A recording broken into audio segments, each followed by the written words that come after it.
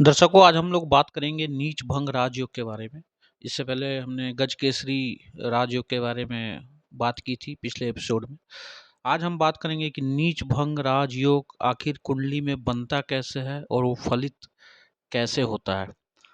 दर्शकों, यहाँ पे एक कुंडली मैंने तैयार की है, मेष लगन की कुंडली है। आप देख सकते हैं 1 नंबर लिखा हुआ है और कुंडली इस तरीके से मैंने बनाया है कि आगे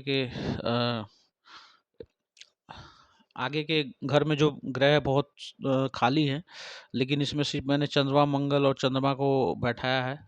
तो इसके बारे में मैं आपको अभी जानकारी दूंगा कि ऐसा मैंने क्यों किया है।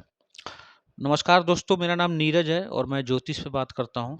पहली बार जो भी लोग चैनल पे विजिट कर रहे हैं, कृपया करके चैनल को सब्सक्राइब कर दे, बेल आइकन प्रेस कर दे, ताकि जो भी वीडियो बनाऊँ उसका नोटिफिकेशन टाइम टू टाइम प्राप्त होता रहे। आइए दर्शकों, बिना विलंब किए कार्यक्रम शुरू करते हैं। मेष लगन की कुंडली मैंने बनाई है यहाँ पे, और यहाँ पे चौथे घर में चंद्रमा, मंगल, और यहाँ पे 10वें घर में भी चंद्रमा को मैंने बिठाया है। वो आगे मैं आपको बताऊंगा कि ऐसा मैंने क्यों किया है। सबसे पहले हम ये जानते हैं कि नीच भंग राजयोग कैसे बनता है। जिस राशि में कोई ग्रह अगर नीच का होकर बैठा हो, उस राशि का स्वामी यदि साथ में बैठ जाए तो नीच भंग राजयोग की स्थिति बनती है। या फिर जिस राशि में ग्रह नीच का बैठा है, उस राशि का स्वामी अपनी सप्तम दृष्टि से या कोई भी दृष्टि जो उसके पास अधिकृत है, उस दृष्टि से अगर वो देख लेता है जिस राशि में ग्रह नीच का बैठा है उसको, तो नीच भंग राजयोग की स्थिति बन जाती है। अब आइए कुंडली के माध्यम से आपको समझाते हैं। मेष लगन की कुंडली है, लगन का स्वामी बनता है मंगल। लग्नेश मंगल बैठा है आपको चौथे घर में चंद्रमा के साथ। मंगल 4 नंबर में दर्शकों नीच का हो जाता है, जैसा कि आप सभी को विदित है। लेकिन चूंकि यहाँ पे चंद्रमा अपने स्वयं की राशि में बैठे हुए हैं साथ में, तो मंगल का यहाँ पे नीच भंग हो जाएगा। यहाँ पे कहने का मतलब कि मंगल जो नीच का फल देने वाले थे, लगने स्वयं कमजोर होके व्यक्ति को परेशान करने वाले थे, अब वो परेशान नहीं करेंगे। या फिर दूसरा एग्जाम्पल लेते हैं।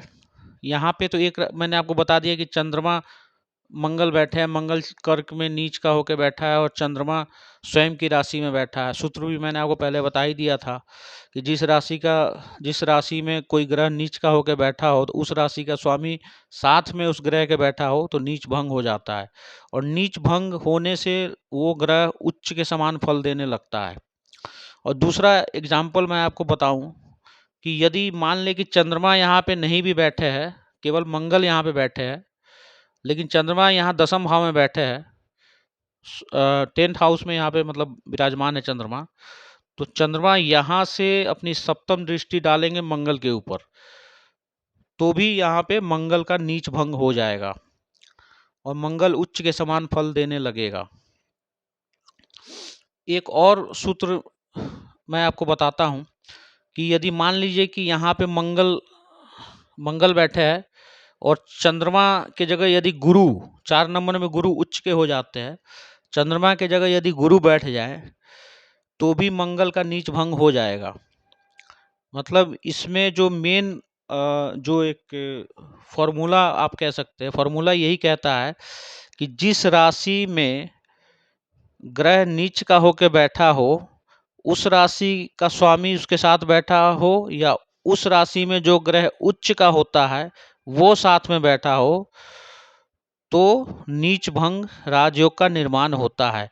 अब इस कुंडली के अनुसार देखा जाए तो मंगल नीच के है, बट चंद्रमा के बैठने से यहाँ पे मंगल का नीच भंग हो रहा है, तो यहाँ पे लग्नेश बलवान हो रहा है, तो डेफिनेटली यहाँ पे बहुत ही अच्छा जातक को फल देने वाले हैं, और यहाँ पे निश्चित तौर पे जातक अपने जीवन काल में सर्वश्रेष्ठ सफलता प्राप्त करने वाला है। एक चीज मैं आपको और बताना चाहता हूं दर्शकों कि इसमें तो मेष लगन है, तो इसमें तो मंगल और चंद्रमा दोनों योग कारक ग्रह है, लेकिन कोई ग्रह यदि मारक ग्रह नीच भंग राजयोग, मारक ग्रह की वजह से नीच भंग राजयोग बन रहा हो, जो उस कुंडली का मारक ग्रह है, तो वो किसी भी प्रकार का नीच भंग राजयोग का फल प्राप्त नहीं होता है।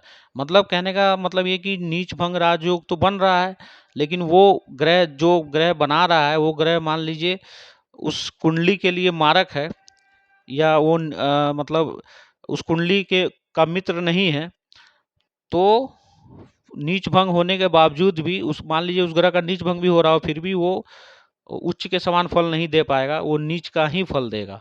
तो इसमें कंडीशन जो आपको मैंने बता दी, और ये लास्ट वाली जो कंडीशन थी कि वो जो भी जैसे इस लगन में चूंकि लग्नेश ही मंगल है, तो योग कारक ग्रह मंगल है, तो यहाँ पे मंगल का नीच भंग हो रहा है, तो ये एक बड़े राजयोग आपको देंगे। लेकिन अगर इसी कुंडली में मान लीजिए कोई दूसरा मारक ग्रह का नीच भंग हो रहा होता, तो वो कुंडली में खराब फल देते। तो आशा करता हूँ दर्शकों मेरी बात आपको पकड़ में आई होगी। आज के वीडियो में दर्शकों इतना ही, मिलते हैं दर्शकों नेक्स्ट वीडियो में। तब तक के लिए जय हिंद, जय भारत, नमस्कार।